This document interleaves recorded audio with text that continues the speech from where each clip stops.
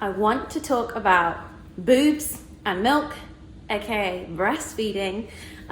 They call it the beast, and it really is. And I am jumping straight into this video because I don't know how long I've got until this little cutie pie wakes up.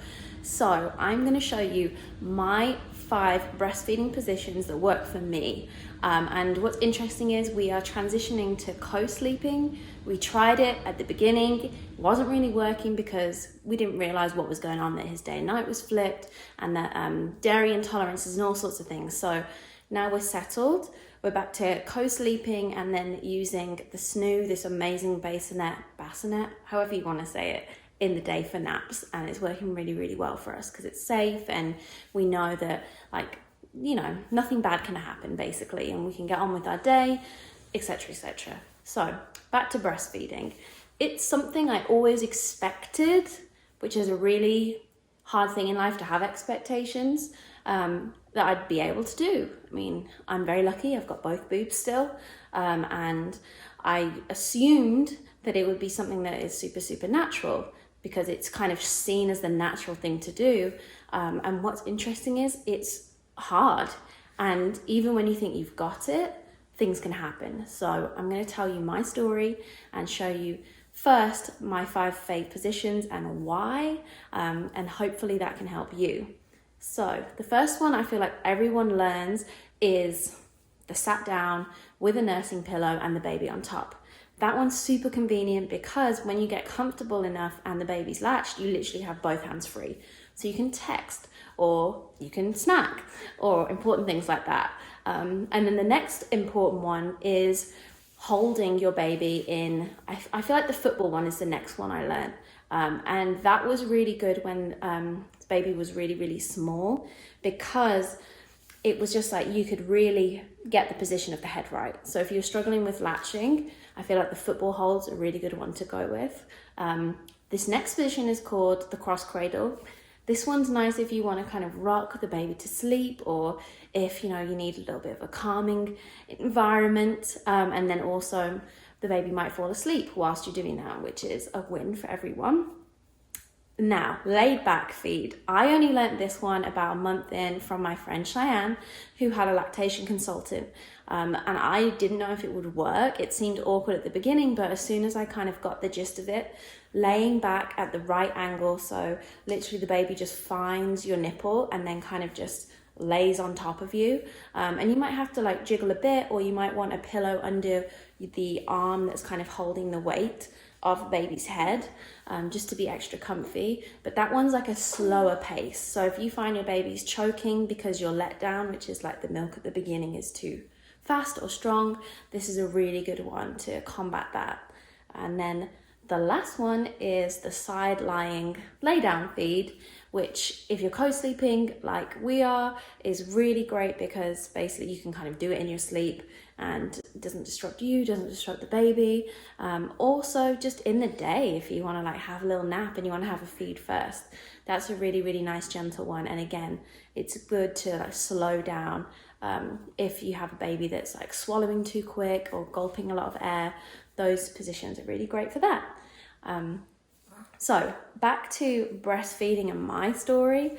I seemed to get the hang of it pretty quick. I feel like he latched on really well, and I was feeding on demand.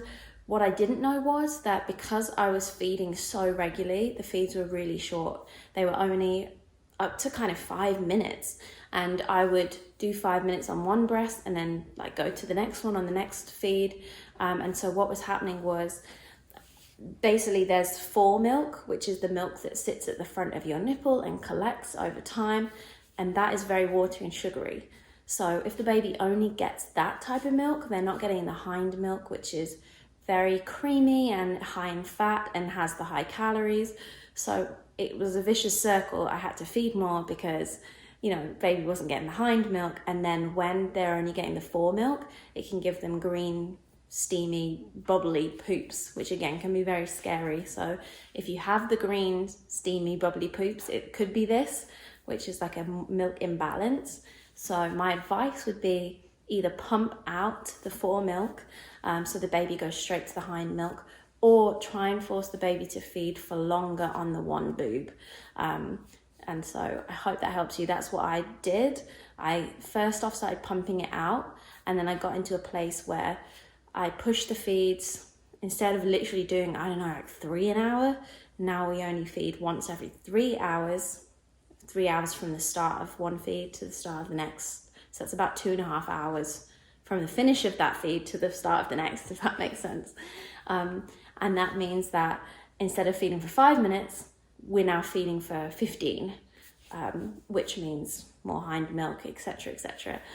Also, one day my milk supply just stopped. I did an Instagram post on it. It was traumatizing for both of us, honestly.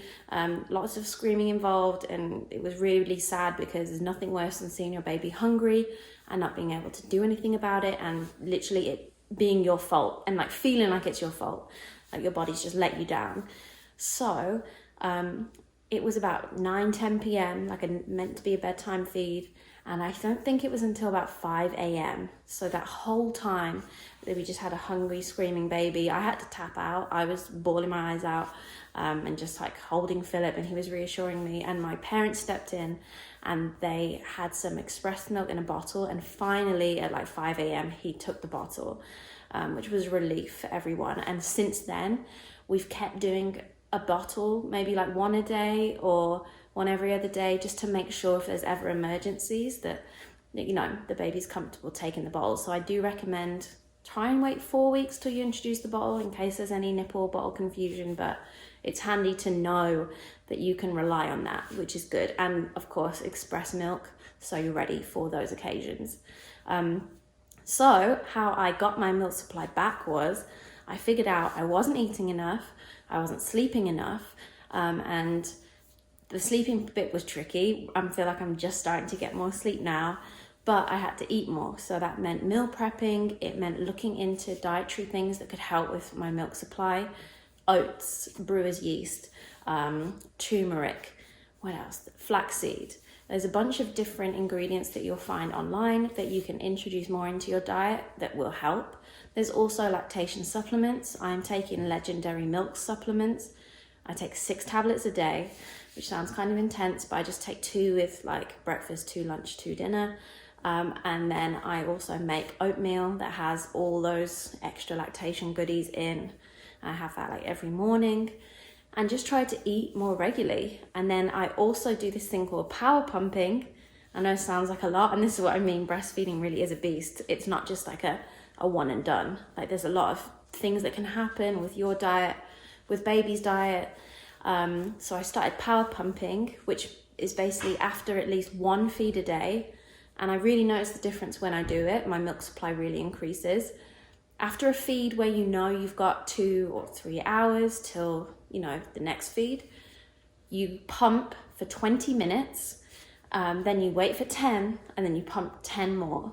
And what that does is that completely empties out your breast, and so it signals your body to produce more milk. It's like, oh my goodness, right, we need to kickstart, and that is supply and demand, basically. And so the more I do that, the more A, express milk I have ready to go in the freezer, and B, my milk supply improves. So it's kind of a win-win. But I know pumping takes a lot of time, and again, there's different pumping, hello, he might be waking up, different pumping equipment. I'm using the Spectra pump, not sponsored by Spectra.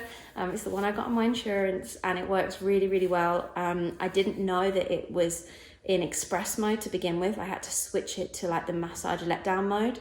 So do your research about your pumps, because I was pumping wrong for a couple of weeks, and it made a real big difference when I switched it. This video is getting really long now. So to summarize, try out different breastfeeding positions, find which one works, try pumping, and make sure you're eating enough, and looking into your diet. If you're eating things that might turn baby off your milk, like garlic or tomatoes or different citrus fruits, or if you have an allergen like dairy intolerance like we did, try and cut dairy out, or cut gluten out, or cut any type of allergies that you could think of, and then reintroduce them if your baby is having stomach issues. I hope this helps. I know I've rambled on and on and on, but thanks for watching. And oh, there's Philip using the toilet. But if you aren't able to breastfeed, it is not the end of the world. There's so much pressure around it. One of my friends calls people the milk mafia. At the end of the day, it's not breast is best, it's fed is best. So however way, your baby is going to be happy and healthy and loved, and you're doing a great job. And I'm sending you lots of love from us. Mwah.